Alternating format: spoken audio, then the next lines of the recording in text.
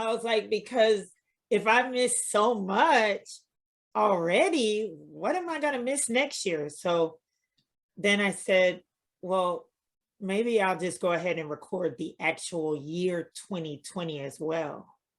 And boy, thank God I did. I've been out here trying to finish what I started.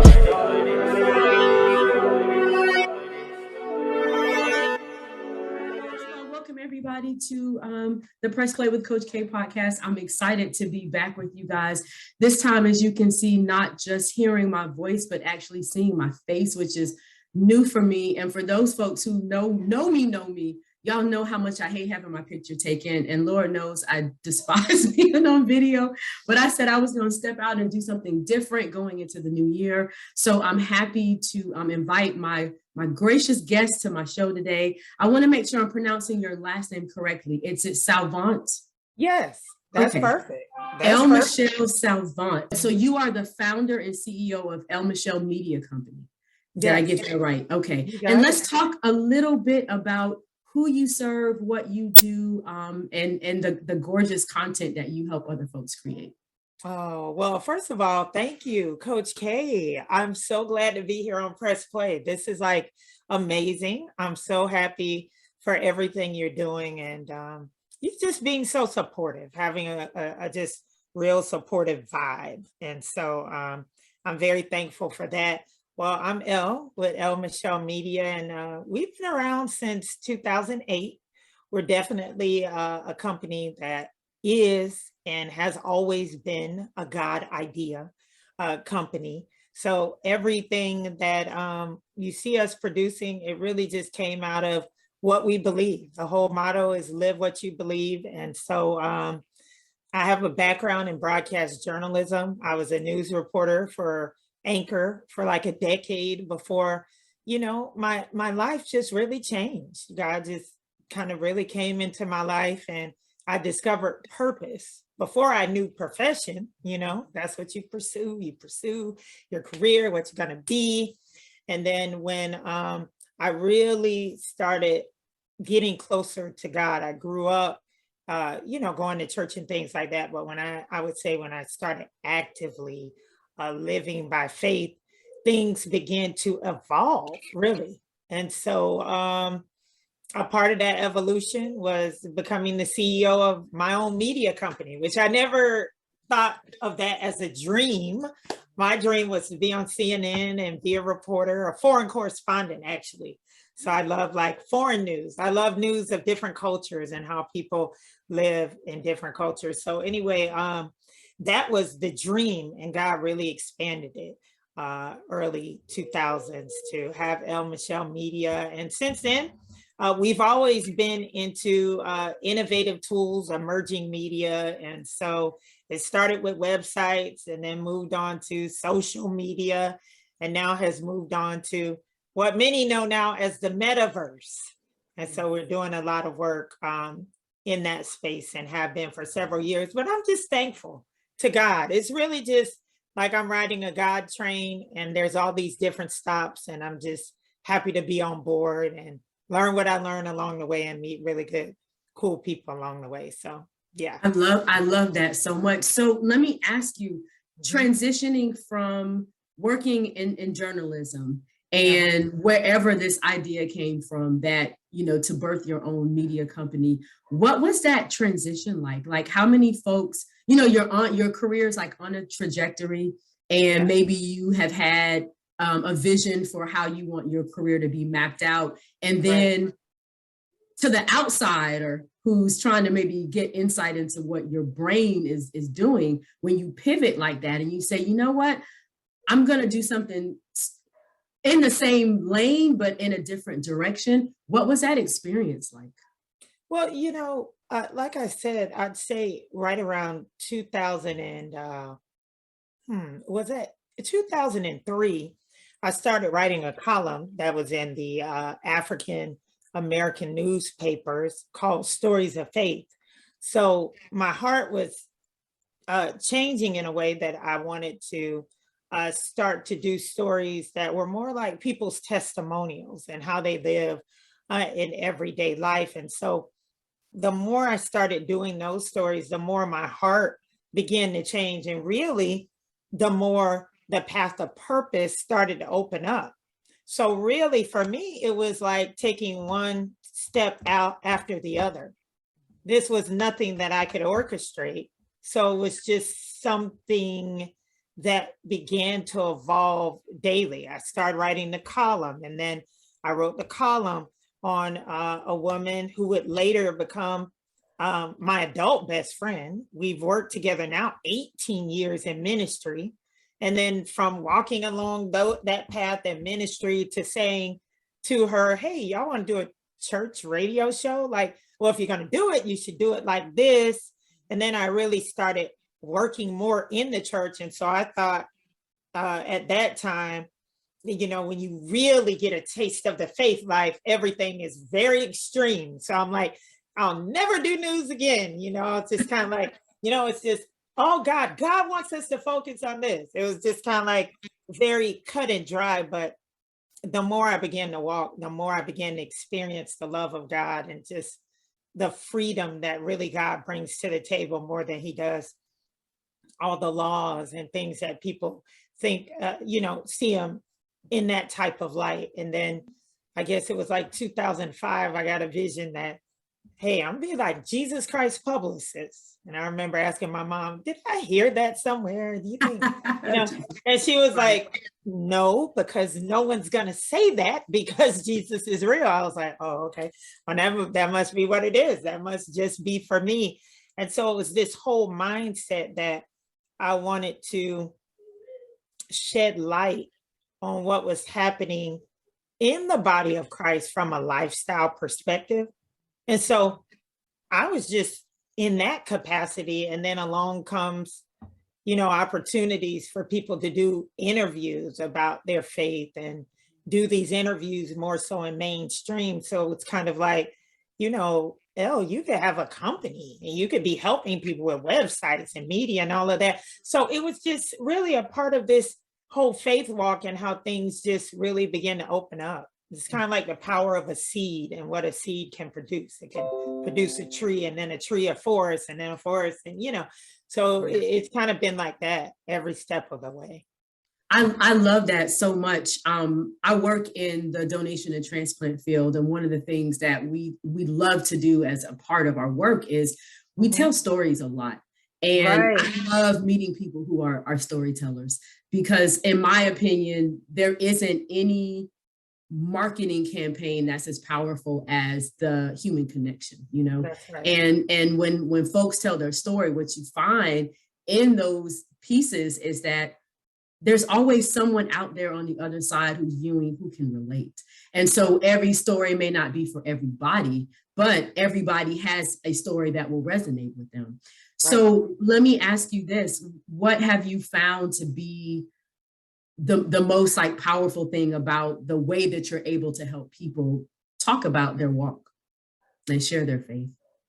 I think the most powerful are the stories themselves, because I think a lot of times we know these things, or someone close to you may know your testimony, but you don't really know the power. I know very early on, Revelation 12:11 became my life verse. And it was, that's one of two life verses I had. And it's, we overcome by the blood of the Lamb and the word of our testimony. That was very early on in 2003 when I was doing stories of faith. Like, our testimonies are a tool to overcome.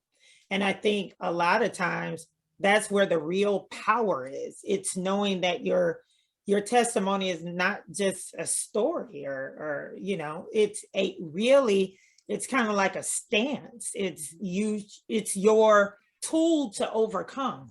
So I think that's what's been, you know, to me, the most miraculous and the most powerful. And just hearing these modern day stories, a lot of times, being Jesus Christ publicist and all, I realized that he can be confined to a book at times and things that happened back then. But I am most intrigued by Jesus Christ in real life, what I like to call IRL.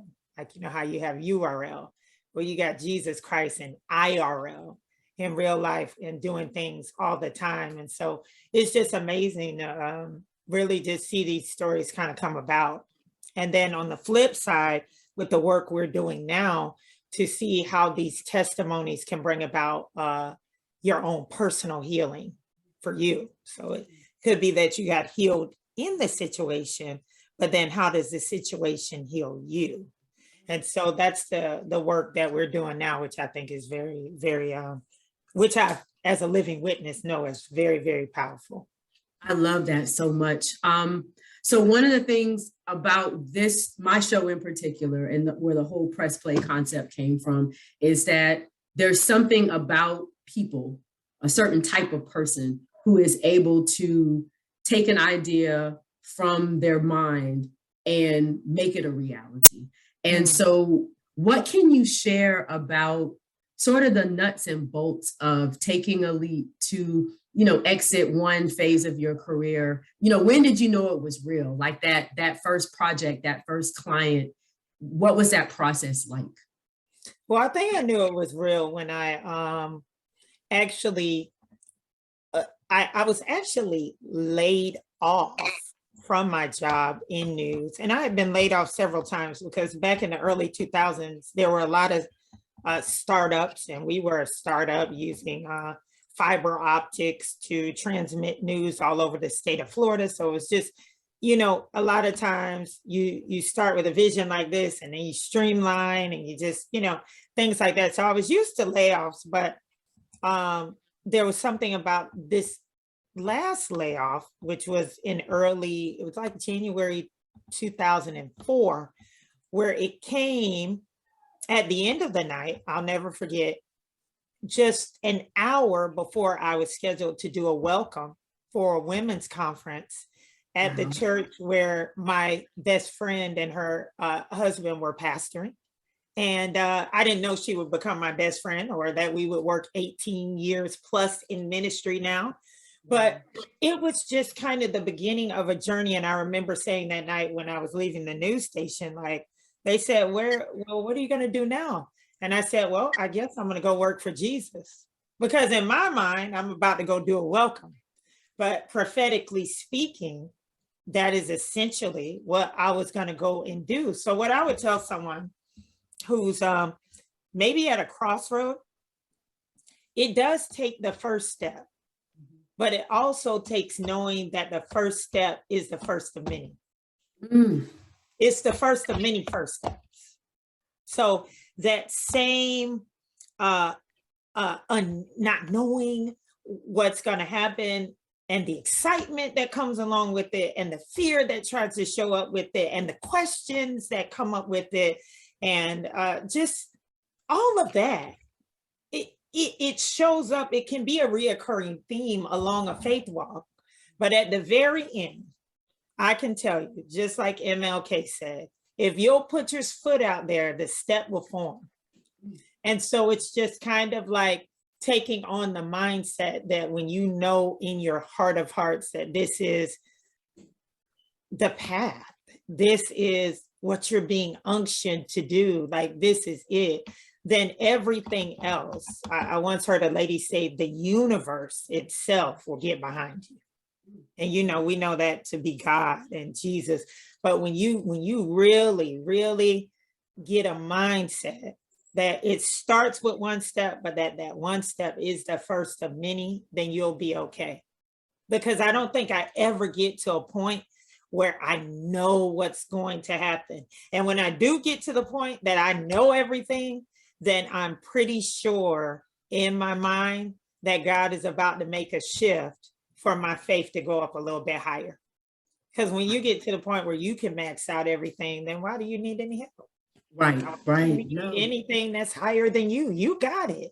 Right. But it's that faith that kind of fuels me and has led to this amazing life of adventure and results and favor and blessings. And the one thing about living the faith life is as much as you don't know how things may turn out, is as much as you don't know the blessings too that will come your way.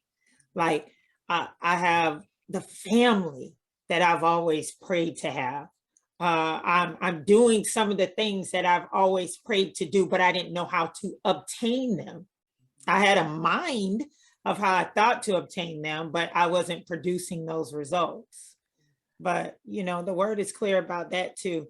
If you acknowledge the Lord in all your ways, He'll direct your path. We know this, but He also says, if we delight ourselves in the Lord, He will give us the desires of our heart. That is a And fact. that itself is like taking a risk, because you're like, yeah, but what if God doesn't? Yeah, but what if He does? And I've lived a life where He has. So That's I can't even add anything on top of that, because I feel like that's often the biggest challenge, for folks who want to step out on their own and do something. There's always that what if in the back of your mind, and more often than not, the what if points to failure. But it's rare that it's what if you exceed, and not only exceed, but what if you exceed beyond your wildest dreams, right? That's right. So can you tell me a little bit about what was the feeling of the first time that you knew that you were working on something for someone and there was going to be an exchange of money for goods or services? What feeling did you have? Because I've heard some folks talk about, experiencing, that's when sort of that doubt might kick in, when you're, wondering if what you're going to produce will be to their satisfaction or good enough. What were your emotions like during the time when you took on that first client? Now, if I had to sum it up, if that moment was a word, the word would be really. Like, you're gonna pay me to do this? Like, I think in my mind, when things come second nature to you, like for me, I'm thinking everyone already knows this. Mhm. And that's a blessing and a challenge. So in my mind, I mean, it keeps you very humble, but then the challenge could be you might not really command the price you could, because in your mind, you're like, oh, just give me whatever. Like, can't we all do this?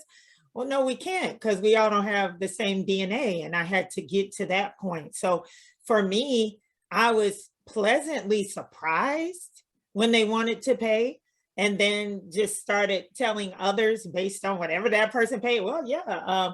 So let's say if, Keisha paid $50, then the next person, I was like, yeah, it's just $50, not really even trying to scale things or look at things in that way. And, another thing, my background wasn't business, it was journalism. So I wasn't, it took a lot of coaching really for me to get to a point where I could solidly be like, wow, okay, this is a business that I have to run.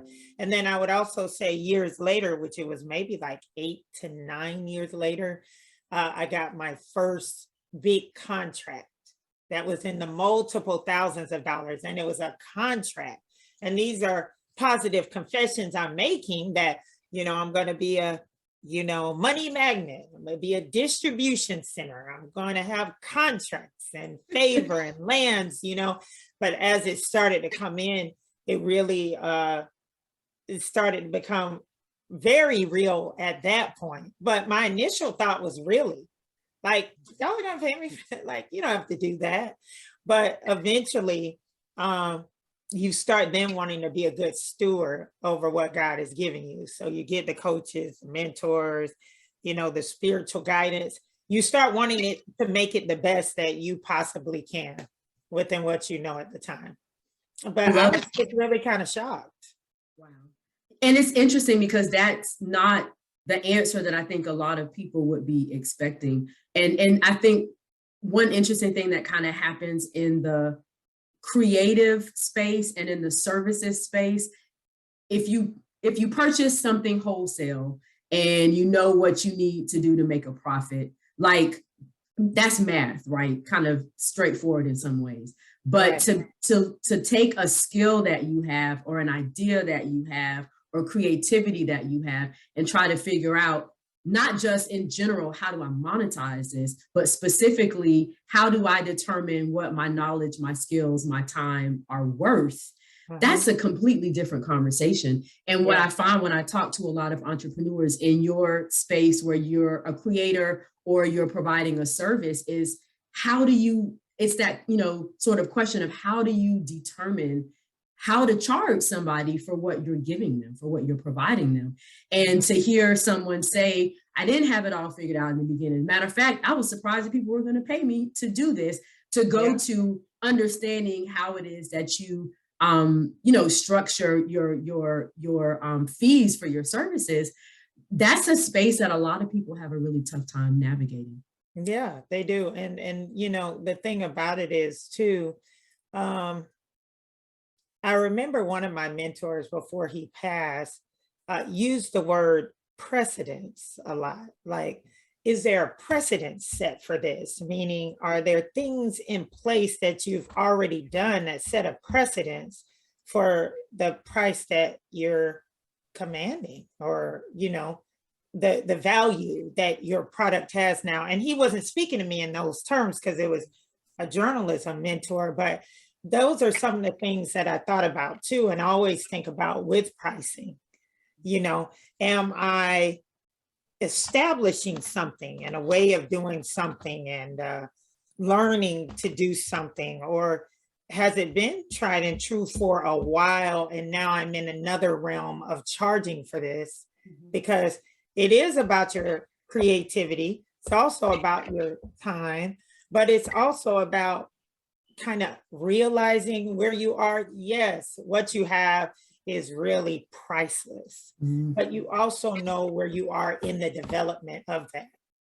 And I think when people know you're fair about that, when they know you've looked around at everything, hey, maybe where you are geographically, maybe where you are in the development of this product or project, and things like that, and you take all that in account and you offer them a price that's fair, they're more than willing to pay that, and then probably pay you more than what you're even asking. That's what I found. Right, right. So the question is, when, you know, essentially, what's your value proposition? And Right. so when you let someone know this is the value that I bring to what you're trying to do, it often either speaks for itself or it doesn't. And I think Right. if you can figure out sometimes pretty quickly where there is value and where there isn't. So Right. I'm glad that you shared that. I want to talk about the 2020 life film. And Yeah. that's how you and I came to one another through, I'm guessing, a mutual connection. So I was pleased to participate in it.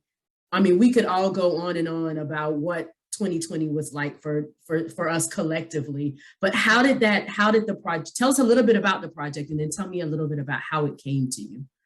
Yeah. So the 2020 life film, I am really into smart glass technology. In fact, my glasses right now, when I press that button, they record life at 10 seconds at a time from my perspective. And so I guess back in into 2013 to 2014, I was using Google Glass and created what I called my first life film, which was documentary style. The first part of it was captured with a hand video device, a video kind of camera that you could hold in the palm of your hand.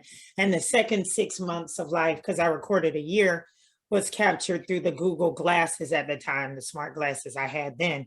Fast forward to 2018, I came across some newer, more modern looking line of glasses and affordable that are manufactured by Snapchat. And so I'll never forget buying them on Black Friday, November 2018, and thinking, well, hey, in 2019, I'm turning 40. So maybe I should give it a go again to record that whole year because it's such a milestone year. So at the time, I said, okay, this will be my second life film. And so I was thinking of a creative way to title the film. So I thought about becoming 40. So I was like, that's 2020.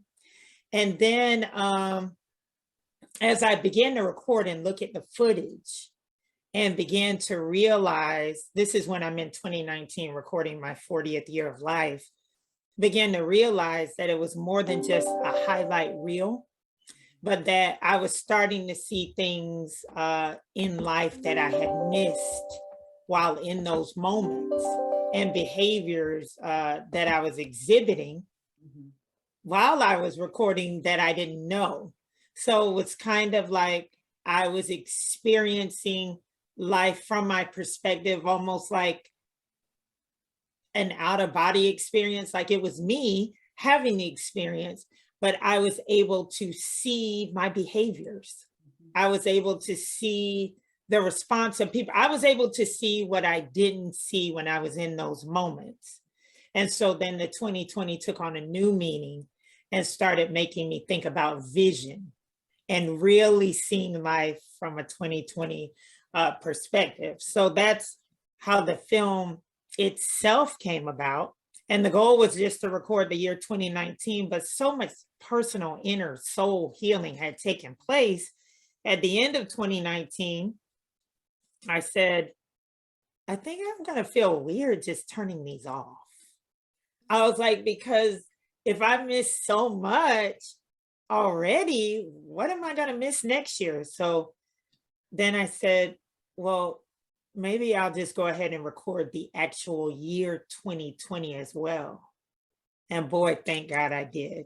And this has now turned into a 10-year project and a new category of journaling, which we trademarked, called Immersive Journaling, where you journal through your smart glass lenses to look at life again and see it from a whole new perspective and the healing that it brings. So to date, I've been journaling for 3 years straight, every day through smart glasses.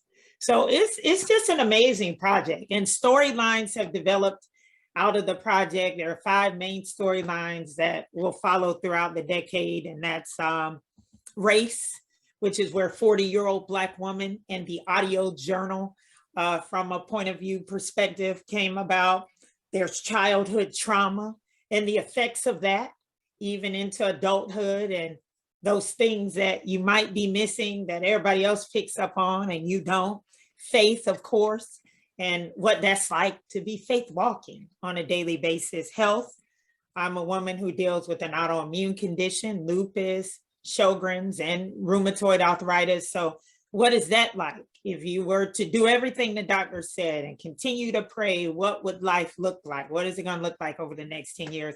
And the final category is leadership and, tech, and just how these things are evolving. So that's really where it started. And it's just turned into all of this, really. And we're still just in the very beginning. So That's awesome. Now, specifically about the 40-year-old Black woman project, you crowdsourced submissions for that.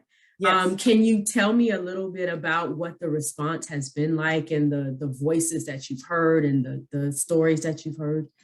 Well, yeah, thank you so much. And you're one of those voices. So I'm so excited to say that. I think we're, since this is going to now be a part of the 10-year immersive journaling experience, wow, what a repository of voices that we're going to have from Black women in their 40s over this next decade.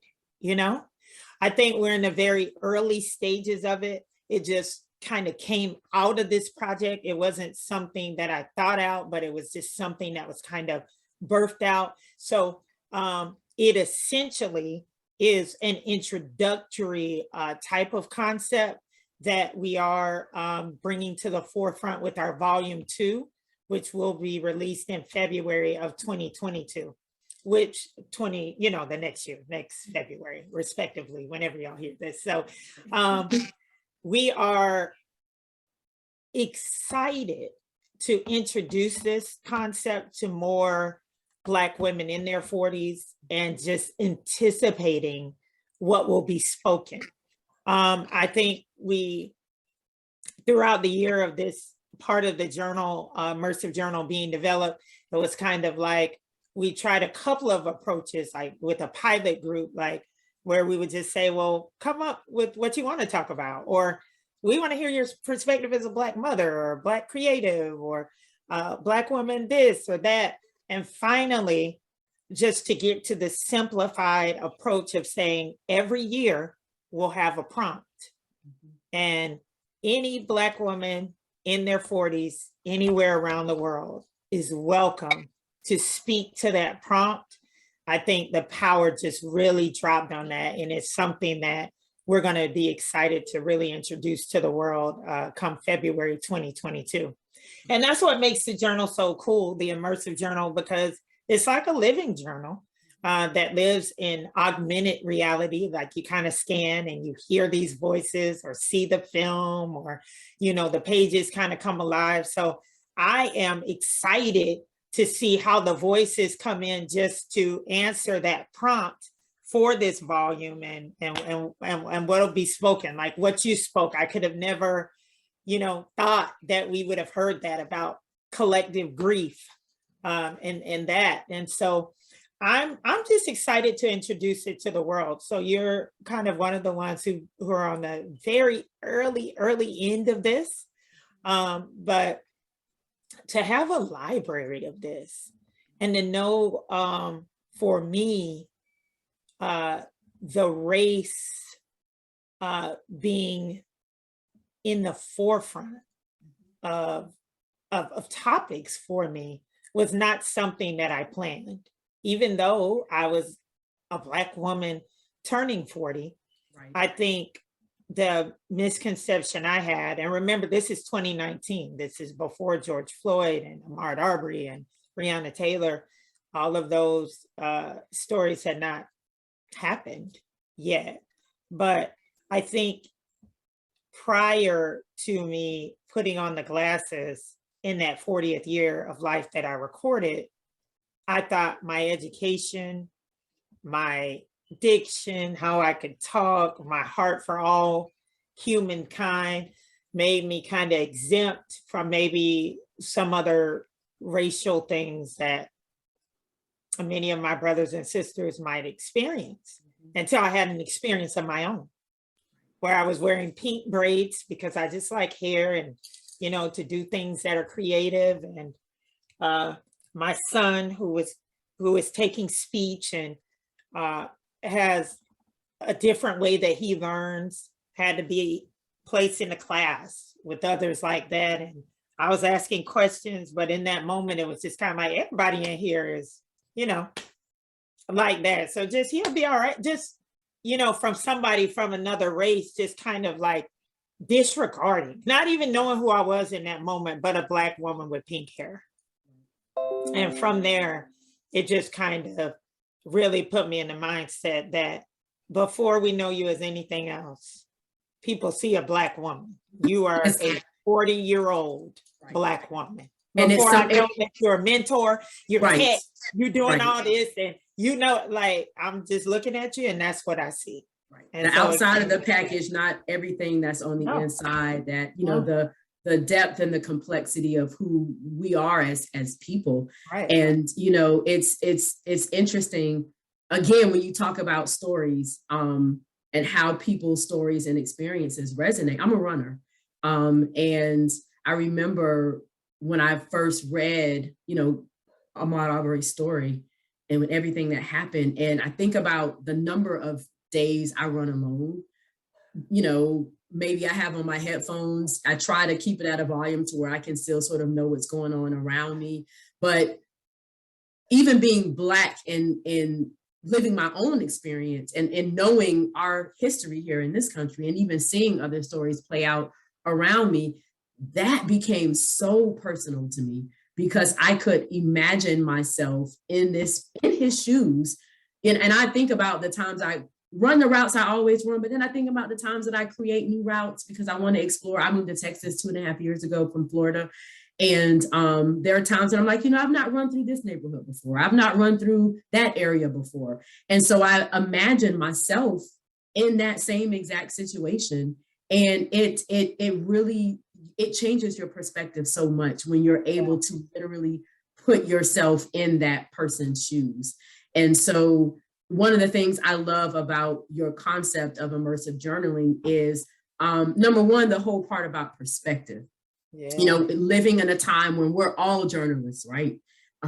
Everybody has a camera on their phone. Anybody right. can turn it on at any given time and capture the world. Sometimes we see the full picture, sometimes we just see a snippet. But what I love about your concept, especially as you look at it through the lens, pun intended, of you wearing your glasses, is that it's a change in perspective. So it's one thing to stand behind the camera and, you know, hold it up and create a certain vantage point, but it's another thing to have something captured from the perspective of how the wearer is actually seeing it. My God, girl. That's a totally different experience. So I love what you're doing with this project, because I think once you put all of these voices and all of these stories together, it's almost like, I think about it like a quilt. And it's funny you talk about the analogy of vision in 2020. I work in tissue banking now. I used to work in eye banking. And one of the things that's common in the donation and transplant community is we give donor families the opportunity to honor their loved ones through a quilt project. So they're able to make a quilt square honoring their loved one. And we take all those squares and we make a larger quilt and we take it out into the community to tell the stories of organ, eye, and tissue donation. And so when I think about what you're doing, it feels like a virtual quilt where you're knitting together all of these stories of various Black women in their 40s and what their experiences are, and to imagine what can come forth from a simple prompt for those who journal and you understand, you know, I feel like this today. Or when that happened, it made me want to fill in the blank. So it makes me really look forward to what your future prompts will be and what stories will come out of it. So thank you. You know, hey, I need that right there. That you just put it perfectly. And that is the goal. And so if this story were to come full circle, I told you how my desire for God started with this column back in 2003, Stories of Faith. And now I can just see 18, almost 19 years later, how that has evolved into what we're doing with immersive journaling now. Isn't that just so amazing?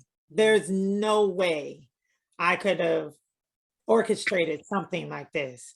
So this 10-year journal project, I'm so amazed to be the steward chosen to overlook this and to be the front runner on it. But it's people like you who just really just bring just all these different perspectives. And the whole thing is there's power in perspective, and that's why we're doing it. So, well, I have a couple quick questions for you. So my first one is, what are you reading right now? People often want to know how folks are feeding their minds and how it's manifesting in their lives. So what's on your nightstand? So what's on my nightstand right now that I've not opened, but it is on my nightstand, is Amanda Gorman's What We Carry. Or Call Us by What We Carry. I need to get the exact, it's on my nightstand, but yeah, so that just came in the mail through Amazon about a week ago. And I really want Will Smith's book, because I know about speaking to the depths of like what's in you and how that takes so much courage, you know, even to do that. And so those are the two. Will Smith's book is the one I want, but Amanda Gorman's book is the one that is on the nightstand right now. Okay. My second question for you is, if you had a single piece of advice for younger you as you started this journey, what would it be? Wow. The first thing, call us what we carry is Call us what we carry. Yeah, I think I had it right first. Call us what we carry, Amanda Gorman. But the first thing that came to mind, because I work with teens, teenagers, I'm a life coach, and I work in the classroom twice a week, middle school classroom and high school classroom, just life coaching students, is to live what you believe, not what someone thinks of you, or even sometimes what you think of yourself, but it's that belief. And now that has to be, you know, kind of nurtured in positivity. in optimism. When I grew up in a home that was a little bit like a war zone. It was abusive, not to me, but to my mother and things like that. But I had a song that carried me, and that was Sounds of Blackness, Be Optimistic. Can I Even just tell before- you, I hate to cut you off, but I'm not even playing with you, because my next question for you was, if you're having a bad day, what song immediately makes you feel better? Sounds of Blackness, Optimistic. This was their 50th year anniversary. I have the card to prove it. I ordered a shirt from them. I would love to just meet them, because when I was little, I sung that song every day and didn't even know what it meant, but it just made me feel good. As long as you keep your head to the sky, be optimistic, you can win, and so, for me, it's living what you believe and being patient enough to let it manifest. A lot of my young people get encouraged, they get inspired, but then they go home, and when the situation hasn't changed right away, they cave in and quit. They want an exit plan, and some of their exit plans, are just very negative. Some of their exit plans are just very detrimental to them and their lives even. But if you'll live what you believe and be patient enough for it to manifest, I think that would be my wholehearted advice for them, that they can win. They can win. But my situation, which was complex and stressful and dangerous and not healthy, and all of these things did not change overnight, but it did change, and so that would be my advice. And I think that's such solid advice, especially in this day and age. I'm a woman, clearly in my 40s, to talk about the Black woman, 40-year-old. I'll be 45 next month. And so it's interesting, this age group that we're in, because we've got one foot in the analog era, one foot in the digital era. We've kind of seen it all unfold, and sort of, there's so much about social media that's powerful in terms of connection and, meeting folks. I was telling somebody a story the other day about being at the start line of a half marathon in Nashville and hearing somebody call me by name, knowing I didn't know anybody in Nashville but a cousin that I'd had dinner with 2 nights before. And it was a social media friend. And I'd never met this my entire life in person. We were both runners. We connected on that. And there he was at the start line screaming my name. And I was like, this is so crazy. So there's that part of it, because we can connect with folks we may otherwise never meet. But I think the flip side of that is this desire for instant gratification, because, a lot of times you see a photo, you see a reel, you see a snippet, and it's just a moment of something that you may not have full context for, how the person got there, what the struggle was to overcome or to achieve. And so I love your piece about patience to see it manifest, because, there's work to be done behind the scenes for whatever it is that you're pursuing, whether it's a professional endeavor, whether it's that deep, like you mentioned earlier, soul searching inside work of changing you, that's still work, right? So I love the fact that you put on that, the part about patience, because if you stick at anything, my mother used to call it having stick-to-itiveness. That was one of her favorite words that she used to use when I was a kid. And I think that's so powerful, just to remind people that if you keep going, you will see the fruit of your labor. And that is huge. So tell folks, where can they find you online? Social handles, website. If we want to connect with you, how can people find you? Well, you can find me at L.MichelleMedia.co. That is my company website. Also, if you're interested in the immersive journaling and seeing that 10-year project kind of evolve, and knowing about the different volumes of the journals, or contributing to the audio journal that's now a part of it, you can go to 2020lifefilm.com. But I'm everywhere on social media under L.Michelle Media. So. Awesome. I cannot thank you enough for this time. I was so excited and looking forward to speaking with you. And I really hope that, I know that someone out there after they listen to this or view this will be blessed by what you said. And I wish the best for you in the future. I can't wait to see what you're up to. So folks, you guys have been watching and listening to Press Play with Coach K. I am your host, Kimberly Monroe. Elle, thank you so much for joining us and look forward to seeing what you're up to in the future. Yay. Thank you, Kim.